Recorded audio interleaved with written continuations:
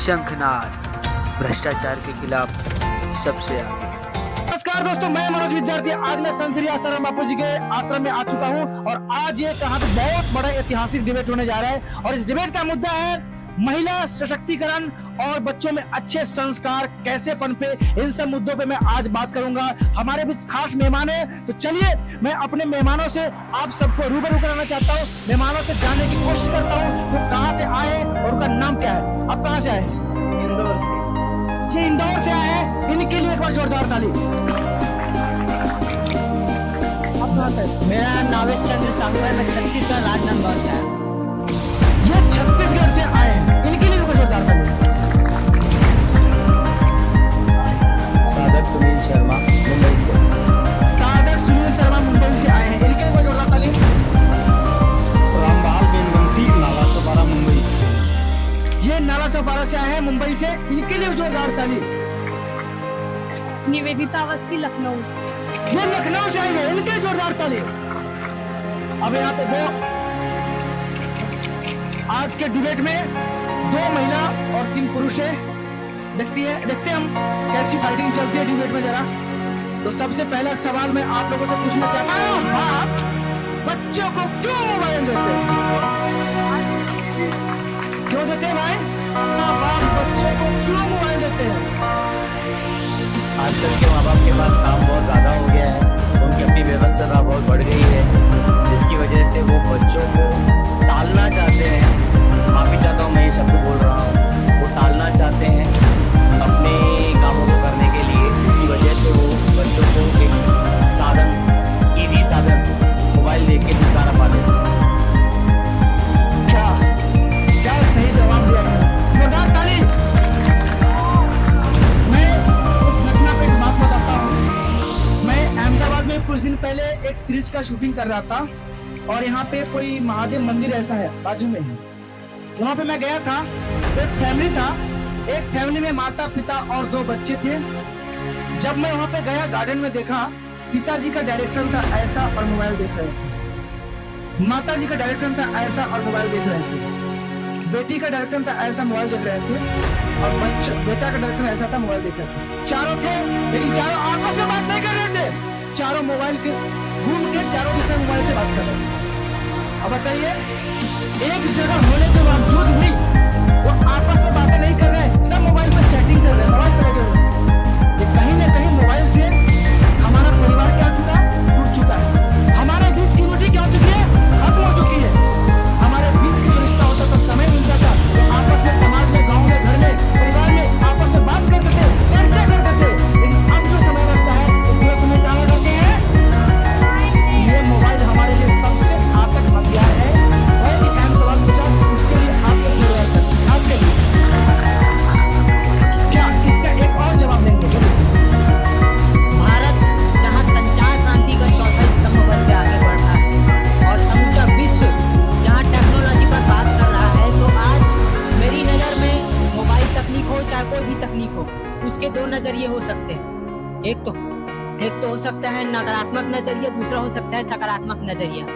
था साज समंदर के अंदर, तुमने कभी भला न देखा और हमने कभी बुरा न देखा। आज जरूरत है तो इस मोबाइल फोन को सही से इस्तेमाल करने की। आप सभी देखे हैं, सुने हैं कि प्राचीन समय में भी पुष्पक विमान हुआ करता था। वो समय भी टेक्नोलॉजी का युग था, लेकिन उसे सही से इस्तेमाल किया गया। आज भारत के पास ही नहीं, समूचे विश्व के पास, और भारत जो पूरे विश्व में 2nd नंबर की सबसे ज्यादा मोबाइल बनाने वाली देश बन चुकी है, तो उस समय में भारत एक मोबाइल को तो नहीं छोड़ सकता। तो आज आवश्यकता है तो इसे सही से इस्तेमाल करने की।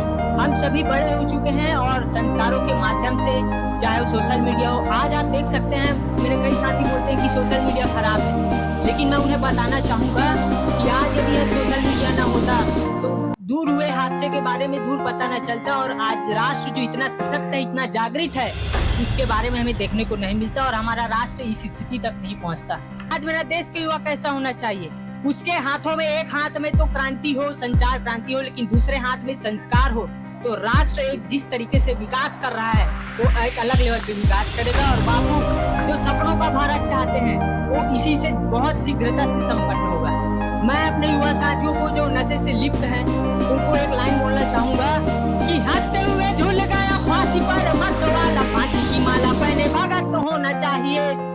अपना सुख राष्ट्र हित बलिदान देने वाला सुखदेव सा सूरज उदित होना चाहिए।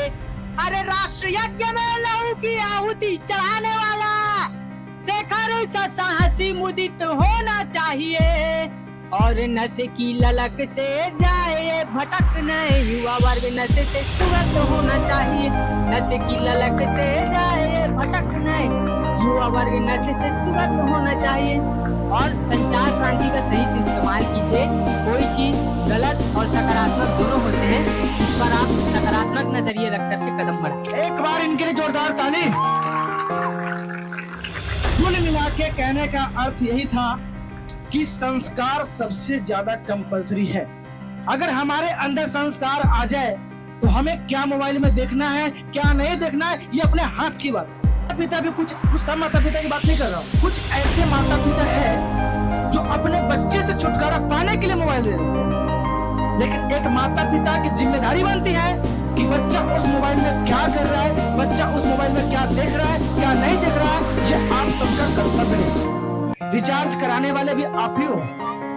बच्चा नेट कितना यूज कर रहा है, ये रिचार्ज कराने वाले कौन है? माता पिता है, कोई पड़ोसी आकर नहीं कराता है। तो इसलिए हम अगर अपने बच्चों को हथियार देते हैं तो हथियार कहाँ पे यूज कर रहा है, कैसे यूज कर रहा है, ये सब देखना हम सबके लिए कंपल्सरी है। और साथ ही माता पिता के साथ साथ समाज के लोग को भी जिम्मेदारी बनती है कि अपने पड़ोस के बच्चों को सही सलामत ज्ञान दे। बच्चे के माँ बाप ही संस्कारी नहीं है तो बच्चे को अच्छा संस्कार कहाँ से देंगे? चलिए, ये भी एक अहम सवाल है कि बच्चे के माँ बाप ही संस्कारी नहीं है, कि माता पिता ही संस्कारी नहीं है तो बच्चों को क्या संस्कार देंगे?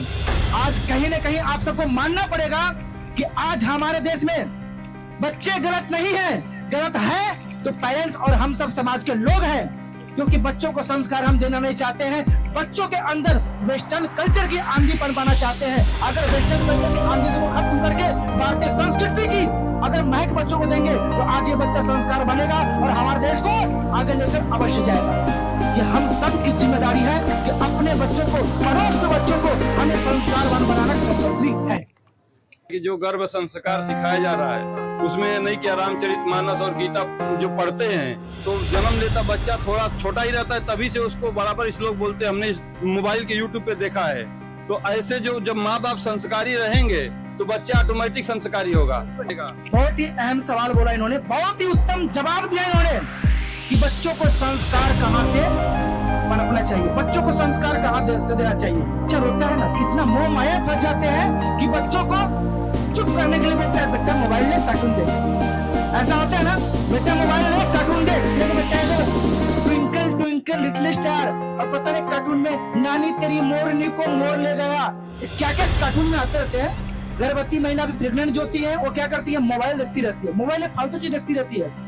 तो जो गर्भवती महिला होती है उनके अंदर अगर बच्चे हैं तो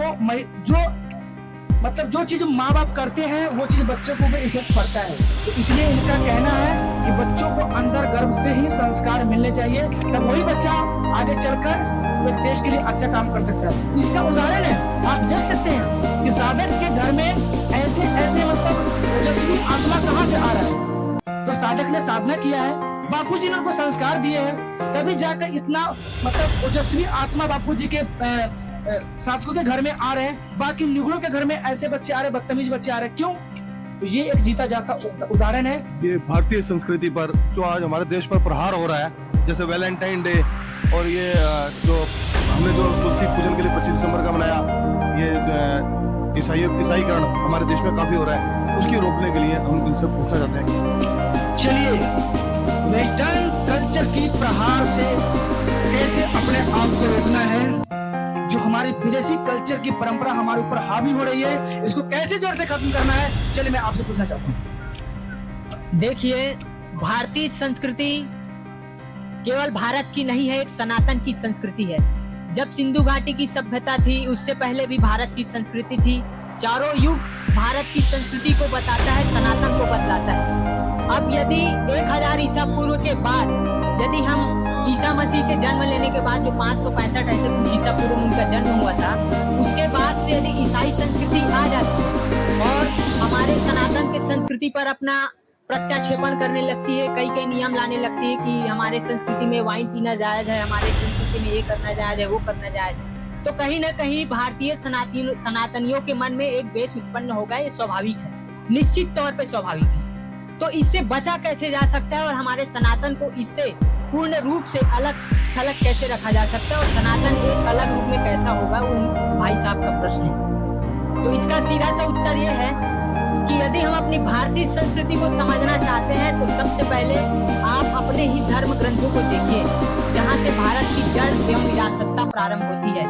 मैं भारतीय संस्कृति पर मैंने कविता लिखी थी जिसे मैं काव्य पाठ संसद में किया था, मैं उसको आपके समक्ष पढ़ना चाहूंगा कि जहाँ की माटी पर महाकाल सदा सदा रह जाते हैं, जहाँ काशी की तर्ज पर हर घर शंख बजाए जाते हैं, ऐसी माटी के समक्ष नहीं टिकी कभी आफत है, यही है मेरी परंपरा और यही मेरी विरासत। यही है। एक बार जोरदार तालीम दीजिए।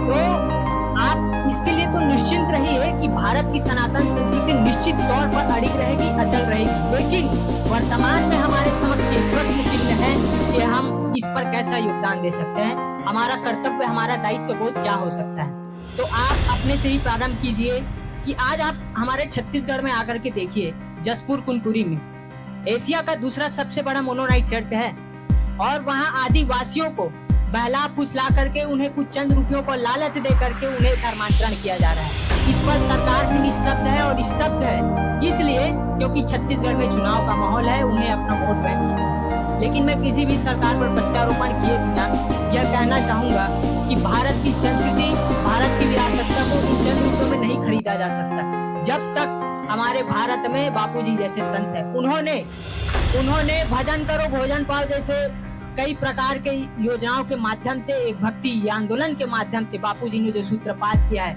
उसका भी मतलब उसका रूपण करके और कई ऐसे संत महात्मा जो भारत में हैं, उन लोगों ने भी अपना चालू कर दिया है, जो कहीं ना कहीं धर्मांतरण को रोकने का कार्य कर रहे हैं, वो भी सही है, लेकिन सूत्रपात तो बापूजी ने किया है। उसके लिए एक बात आप लोग जोर से हरिओम का जयकारा लगाएं।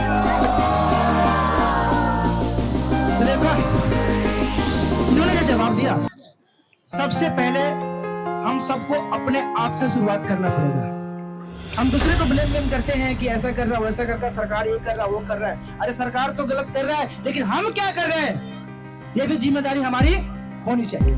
देखो, जो सनातन को मुगलों ने, अंग्रेजों ने, कंसों ने नहीं मिटा पाया, वो आज के लोग क्या मिटा पाएंगे। सनातन आज की नहीं है, इसका कोई लेखा जोखा नहीं है। भगवान शंकर थे, उस समय भी सनातन था। भगवान राम थे, उस समय भी सनातन था। भगवान कृष्ण थे, उस समय भी सनातन है और आज भी सनातन है। उसे कोई जड़ से खत्म नहीं कर सकता। लेकिन हाँ, अपनी संस्कृति पर अगर कोई कुछ प्रत्यारोप करता है तो इसको संभाल कर रखना और वैसे विधर्मी लोगों को जवाब देना हमें आना चाहिए, ताकि उसको ही पता चले कि हमें कैसे लोगों से पाला पड़ा है। चलिए अगला सवाल आप कुछ माध्यम से ला सकते हैं। इनका सवाल है, बापू कारावास में है, बापू जी को लाने के लिए हमें क्या क्या करना पड़ेगा, क्या क्या माध्यम जोड़ना पड़ेगा। चलिए मैं आपसे पूछता हूँ। सबसे पहले तो मैं इस बात के लिए अपना अंदर जायज करना चाहूंगा कि हमारे पूज्य श्री अभी तक अंदर है और हम सभी जानते हैं कि अगर वो अभी तक अंदर हैं तो कहीं ना कहीं इसमें हमारी गलती या हमारी कमी है। आज कोई छोटा मोटा फिल्म स्टार हो, पॉलिटिशियन हो, जब वो कोई भी गलत कर्म करते हैं उसके पीछे अपने सोशल मीडिया हथियार को इतना इस्तेमाल करते हैं कि वो छूट जाते हैं। आप देख लीजिए इतिहास में। लेकिन जब से हमारे पूज्य श्री अंदर गए हैं, क्या तब से हमने इस हथियार का इस्तेमाल किया? अपने आप से सवाल पूछिए। आप सोशल मीडिया पे इतना ज्यादा हैं, लेकिन क्या आज आप देख सकते हैं 2 इतने बड़े स्टॉल लगे हुए हैं, वहाँ पे इसी मुहिम की बात की जा रही है कि आप दिन में इतना समय अपना व्यतीत कर रहे हैं, थोड़ा सा समय निकालिए, आश्रम के पेज पे आइए, लाइक कीजिए, कमेंट कीजिए, इसे इतना फैलाइए ताकि लोगों में सच्चाई की जागरूकता मालूम पड़े, लोगों को सच पता पड़े। सनातन संस्कृति की रक्षा करने के लिए क्या आसाराम जी बापू ही ठेका ले बैठे हैं और कोई आगे क्यों नहीं आता है? क्या बात है, सनातन संस्कृति की रक्षा करने के लिए क्या आशाराम बापू ही ठेका लेकर बैठे हैं? क्या कोई और लोग संत आगे क्यों नहीं आते हैं? बापू जी हमारे साधारण नहीं है, पाल ब्रह्म परमेश्वर हैं और सारे ये काम केवल सिंह ही कर सकता है। ये काम करने की ताकत मेरे बापूजी में ही है और वही बापूजी आज हम लोगों को जगा रहे हैं बाल संस्कार द्वारा, महिला मंडल उत्थान द्वारा, चले सौ की ओर द्वारा। और हर किसी संत में इतना जो त्याग हमारे बापूजी बाल्य काल से करते हुए आए हैं वो आज किसी संत ने किया होगा? आप लोग को लगता है क्या? ये तो प्रश्न तब उठाया जाए जब आप लोगों को लगे कि हमारे बापू के अलावा कोई संत जो आज इस धरा पे हुआ है और जिसने इतनी तपस्या करके बहुत कुछ अर्जित किया गया है, केवल वो ताकत मेरे पूज्य गुरुदेव में है, उसकी तुलना किसी से नहीं कर सकती। इसलिए ये तो सवाल कहना ही गलत होगा कि आज केवल बापूजी ने ही जिम्मा उठाया है। अगर हम लोग ये क्वेश्चन उठाते हैं तो हम लोग भी बापूजी के बच्चे हैं और आज से प्रण लें कि जो बापूजी ने बोल रखा है कि भारत को विश्व गुरु बनाना है, तो हम सभी प्रण लें कि हम लोग बापू के बच्चे नहीं रहते कच्चे और भारत को विश्व गुरु बनाना है और जल्द से जल्द अपने बापू को सम्मान सहित रिहा कराना है। अंग्रेज और वेस्टर्न कल्चर वाले चाहते हैं कि भारत का वास्तविक इतिहास 1947 से गिना जाए या अंग्रेज आए तब से गिना जाए। क्या भारत पहली बार स्वतंत्र हुआ है? अरे अंग्रेजों से स्वतंत्र हुआ, मुगलों से स्वतंत्र हुआ, भारत में तो राम राज्य था। क्या यही पहला लोकतंत्र है? पहले राष्ट्रपति कौन थे? बच्चों को क्या बच्चों के मन में दिया जा रहा है कि 1947 से ही भारत का इतिहास आया है और उसको हमारे गुरुकुलों के द्वारा और गुरुकुलों के पाठ्यक्रम के द्वारा बदला जाएगा? किस प्रकार बदला जाएगा? इनका संकल्प है कि आने वाले दिन में हमारा जो परंपरा है, हमारे जो बापूजी के बुक्स है, वो पाठ्यक्रम में बदलना चाहिए। श्रीमद् भागवत गीता पाठ्यक्रम में आना चाहिए, दिव्य प्रेरणा पाठ्यक्रम में आना चाहिए। तभी हम समझेंगे कि हमारी संस्कृति बदल चुकी है और भारतीय संस्कृति आज विद्यमान है। चलिए अगला सवाल आप बोलिए जी। जैसा कि आपने कहा कि पाठ्यक्रम में श्रीमद् भागवत गीता आना चाहिए, तो आपकी जानकारी के लिए बता दूं कि भारत के बाहर जापान में, अमेरिका में और कई विदेशों में संस्कृत जैसे भाषा और श्रीमद् भागवत गीता जो है लागू हो गया है, लेकिन भारत देश में नहीं हो रहा है। तो इसके पीछे आपकी संस्कृत जो है नीचे की ओर जा रही है, संस्कृत का पतन हो रहा है। तो संस्कृत के लिए क्या किया जाए और युवाओं को संस्कृत की ओर कैसे डाला जाए, क्योंकि 10th तक बच्चे जो है संस्कृत को अपना बोझ समझते हैं और 10th के बाद उससे मुक्ति पाकर लगता है जैसे उन्हें पूरा संसार मिल गया। तो संस्कृत का उत्थान किया जाए और साथ ही भारत राष्ट्र निर्माण के लिए युवाओं की क्या भूमिका होना चाहिए, इस पर आप अपनी राय दें। चलिए ये तो मैं जज से बात करूंगा, हम तो आपकी बात को लिंक करते हैं। चलिए आप बताइए जी। देखिए, रही बात संस्कृत की बात, तो ये संस्कृत का सब्जेक्ट एक ऐसा विषय है कि जो कि लोगों को यहाँ तक कि संस्कृत शब्द ऐसा है कि लोगों को पढ़ने नहीं आता है। पढ़ने नहीं आता है, सबसे पहले संस्कृत सब्जेक्ट का टीचर होना चाहिए कि जो कि सारे बच्चों को सही तरीके से गाइडेंस कर सके। संस्कृत शब्द जो है ना थोड़ा सा पढ़ने में लोगों को कठिन लगता है और लोग उसका सही तरीके से पढ़ नहीं पाते और उसका उच्चारण नहीं कर पाते। और मेरे हिसाब से जो है संस्कृत का जो है ना उसको प्रोत्साहन किया जाए, उसको बढ़ाया जाए, पाठशाला बढ़ाया जाए संस्कृत के माध्यम से। इस विषय में आप क्या कहना चाहते हैं?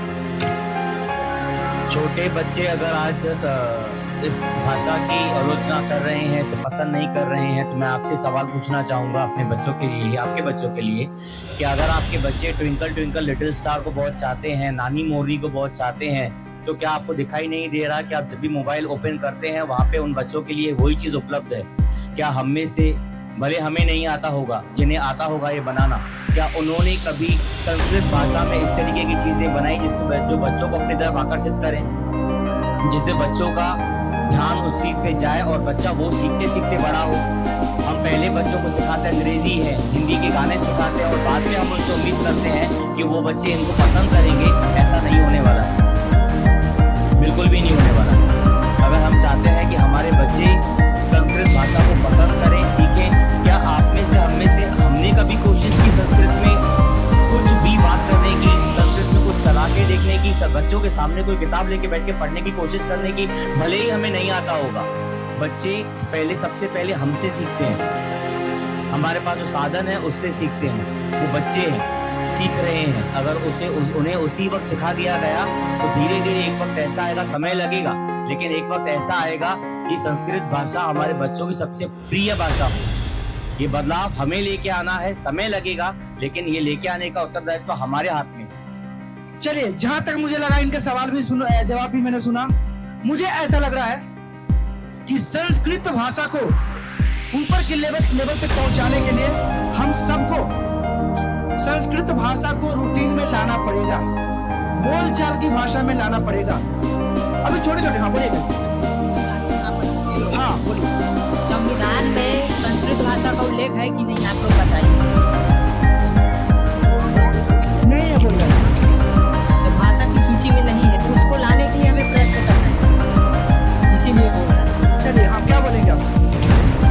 पहली बात आपको मैं बता दूं महोदय कि संस्कृत भाषा आज भारत सरकार के द्वारा उस पर काम किया जा रहा है। और आज आप एक्सिस बैंक वगैरह में जाएंगे तो सूची में नहीं होने की वजह से आज भाषा जो है हमारी नीचे है। और जब हमारा जनसंख्या का काउंटिंग होता है तो उसमें हम भाषा में अपना खुद का क्षेत्रीय भाषा डालते हैं। और जहां तक आप कह रहे हैं कि संस्कृत लोगों को नहीं समझ में आता है, नहीं बोल पाते हैं, तो आपके जानकारी के लिए बता दें कि संस्कृत कोई ब्राह्मणों की भाषा नहीं है। संस्कृत हिंदुस्तान की है, सनातन की है और संस्कृत देवों की भाषा है। मैं खुद एक संस्कृत शिक्षक हूं और संस्कृत आज आपके आश्रम में बापूजी के द्वारा सारे मंत्र, सारे वेद, सारे ग्रंथ, सब कुछ अगर आप देखेंगे तो संस्कृत से ही है, क्योंकि संस्कृत भाषा की जननी है और भाषाओं की उत्पत्ति जो है संस्कृत से हुई है। तो आपका ये कहना कतई उचित नहीं है कि संस्कृत को लोग नहीं समझ पाते, नहीं पढ़ पाते। ये बच्चे संस्कृत के बारे में नहीं जानते हैं, तो इसके पीछे आपका काम है कि आप अपने घर से संस्कृत की शुरुआत करें और उसका उत्थान करें। और शायद कहीं ना कहीं बापूजी संस्कृत को लेकर शायद बच्चों को आज ये वेद मंत्र और पाठ जो करवा रहे हैं, ये यही कारण है कि संस्कृत को जाने। सूची में नहीं आने के पीछे का कारण हम और आप हैं, कोई और नहीं है।